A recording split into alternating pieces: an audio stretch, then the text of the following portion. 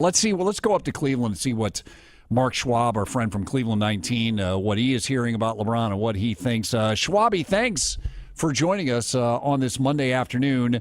I was just saying that we was robbed. We would Cavs in 3 if they don't reverse that call.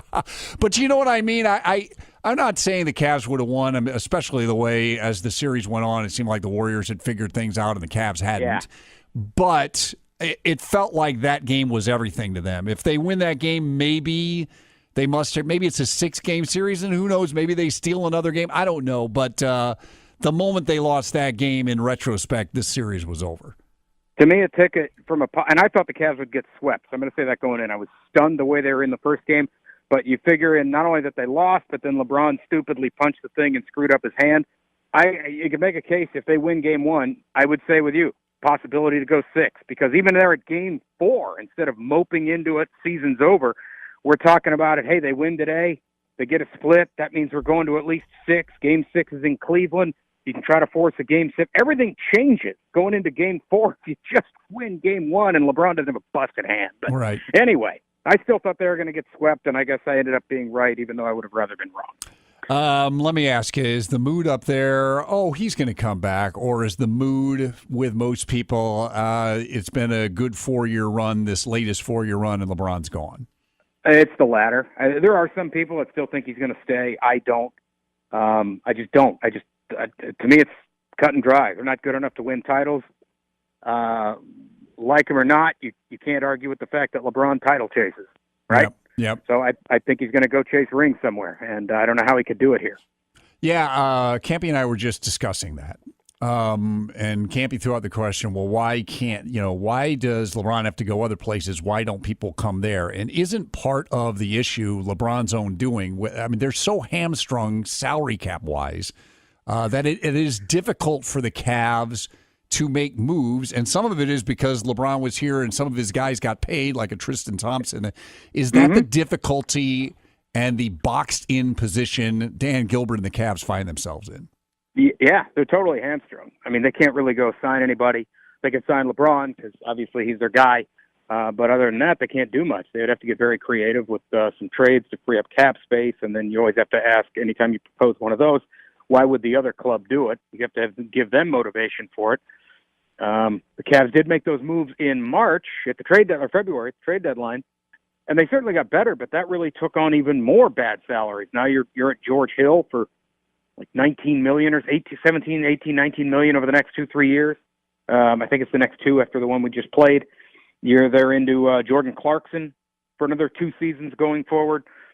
So I don't know how they do that here. I just don't know. This whole thing, for me, people can point to the Kyrie move, and I'd back it up one step. The bad move was not bringing back David Griffith, rather, and when Griff didn't come back, that was the first domino to fall.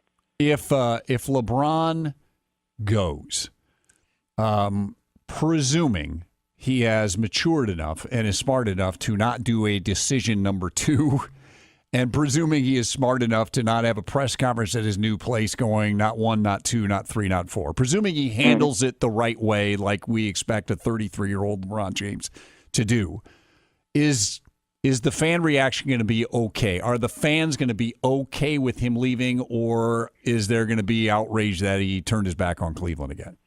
It's not going to be like last time. I think most people are okay with it because they realize, 1, they did get a ring, and 2, I think they see what's going on here, that the team is not really in a position to, I shouldn't say compete for a title. They played in the finals, so technically I guess they did compete for one, but they don't seem to be in a position to win one. You're going to have some that are always going to be upset. I'm sure there is someone out there that will burn a jersey. That one guy will get put on the internet, go around social media, and the message will be Cleveland's burning his jersey again. Yeah, they made it sound like every guy in Cleveland was burning a jersey last time, and that wasn't really the case. So I'm sure there'll be some of that, a little bit of that, but for the most part, I think we're all right. I think had they not won it in 16, everyone would feel significantly worse about things.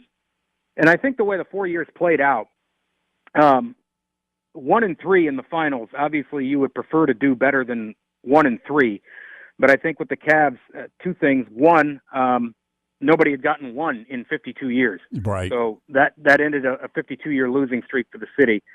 And secondly, I don't know which of the other ones they should have won. It's a little more palatable when you lose in a championship round and you just didn't have it. The one that everyone feels like they got away was the first one. Right, exactly. Where they didn't have Love, they didn't have Irving. There's nothing you can do about that. You didn't lose that series on a boneheaded play like JR's or anything like that. Yeah. And then the last two, I'm sorry, Michael Jordan's Bulls don't beat those teams. Yep. I agree. I mean, again, I've said it a million times, but a 73-win Warriors team that the Cavs beat in the finals went out and added Kevin Durant. I mean, it's like game over, not only for the Cavs, but for the league. We can talk about, and the Cavs certainly this year had a lot of shortcomings, but you can talk about the shortcomings of the Cavs and everything, but it's a league-wide problem. Now, granted, Houston was maybe a Chris Paul, hamstring injury away from pulling it off and knocking them off, but it's a league-wide problem right now, Mark. Everybody's trying to figure out how do we get better than that team.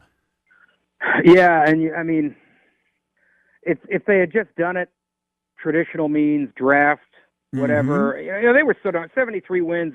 They were so good, but they drafted and developed that whole team. They put it together. You had to cap tip them. Yep. When Durant, the way I've heard it put is Durant broke the league. That's just the best way I know how to explain it. He didn't do anything. He didn't do anything wrong. There was no collusion. They followed the rules. The Warriors, as an organization, didn't cheat anybody. That all needs to put out there. But Kevin Durant decided, I'm leaving my guys to go join them. It would have been like, Patrick Ewing signing with the Bulls or whatever, whatever it was back in the 80s. Larry Bird going to the Lakers. Yeah. Yeah. Right. And LeBron started it, I guess, with Miami. And I thought it was funny that Durant ripped LeBron for doing it in Miami, and then he did the same thing. But that's where they're at. So I don't know. And if this keeps up, like heaven forbid they find a way to trade a guy and add LeBron, I mean, I think people just start turning off the league, and that might be what it takes to do something. I don't know. I don't know how you fix it. I think it's an inherent problem with the sport, not because of anything anyone did wrong, but when you only need 5 guys on the floor versus football or baseball or whatever, it changes things. One guy to make a big difference, and the right 2, look out. Visiting with Mark Schwab, Cleveland 19, talking about what has already begun, the summer of LeBron, I guess part 2, maybe part 3, I suppose. 2014 is the one that went the way Cleveland fans wanted. We'll see if 2018 does. The one thing, I agree with you, by the way, and I've said for a while, it just doesn't feel like he is staying. And I can actually understand it from his standpoint of dragging these guys, and if he wants to win a championship, I don't know that it's going to happen here. The one thing, though, that he said in the postgame, and he mentioned it a couple of different times, was about family considerations. And even Dwayne Wade, there was an article today where he was on Fox Sports Radio yesterday. He said he thinks at this point in LeBron's life, it's more of a lifestyle thing and a family thing than it is a basketball thing. That's the one thread of hope that I think Cleveland may have, but could you sense that if he comes back, is that what it's going to be about for him? I think so, and yeah, you said it. That's the one thing when people say I think he's staying because, and I don't think there's a good argument to take that down. I don't think it can be stated how much he loves the city of Akron, how much St. Vincent St. Mary High School means to him, where presumably his kid's going to go, and there is something to be said for that. And if he stays, that's the reason why. I'd love to eat a big old fat plate of crow, deep fried, steamed, baked, however you want to make it. And he stays, great. I'll take that. We all want him to stay because we know what he means to the team, the city, the local economy. Right. He just means so much, and it could be that love for his hometown. It's funny, Matt. We talk about LeBron, and I've said this. I don't know anyone that's ever handled things like he does, as far as like, you don't know where he's going to be. You never had that with Kobe, with Jordan, whatever. I also don't remember any of those guys being so, loyal, so in love with a location as LeBron is Akron. Now, it didn't mean anything the first time because he left, but if he's moved on to the next part of his life, it's certainly going to mean more to him than it would with other guys. He's unique. I mean, not only on the floor, but off of it. He is a unique guy. I still can't believe he came from Akron, from Northeast Ohio, from the great state of Ohio. I can't believe he came from here, from our backyard. It's been an amazing run, and I still don't know where it goes. If he were to stay and surprise you and me, and stays with the Cavs and plays out his career with the Cavs, and they never win another one. Now, we know how he'll be looked at in Ohio and in Cleveland. They'll look at him as the greatest.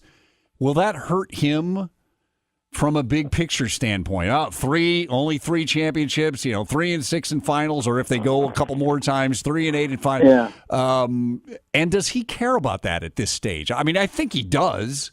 I think he obviously does, but maybe the family thing means more. I'm just wondering what his legacy will end up being if he stays in Cleveland. Will that be a good thing or a bad thing for him?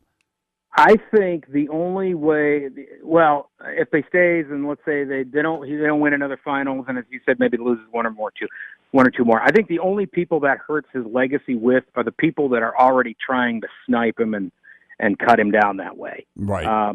And those people, you're never going to convince him, because if he leaves here and as I said earlier, kind of ring chases, and let's say he goes somewhere and goes to the finals 3 or 4 more times and wins 3 or 4 more titles, then it'll be, he had to go do this to get him, and he still lost however many he ends up losing. And they'll point to Jordan's 6-0, and that's the end of the discussion. I know, and Jordan, it's amazing he never lost one. I never understand why the more championships argument ends it with Jordan versus LeBron, but then Bill Russell's 11 don't trump Jordan. I've never understood that argument, but You're right. Yep. That's kind of where we're at.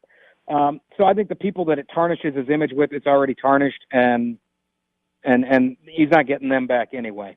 Yeah. Well, Schwabi, I know it's the off season in terms of the on the court stuff, but for you and everybody reporting up in Cleveland, it's just beginning with the LeBron sweepstakes here. But we appreciate you taking a few minutes and joining us, and I'm sure we'll check back with you at some point during this whole charade that's going to go on over the next month or so. So thanks very much, Schwabi. Appreciate it. Can't wait. When do Buckeyes start camp? What is it? We're 80-something days away from... Like 82 days. It's something like that. Check it out. It'll be here sooner rather than later for sure. So sooner we get those guys fired up, always the better. That's exactly right. Exactly right. Thanks, Schwabi. Appreciate it very much.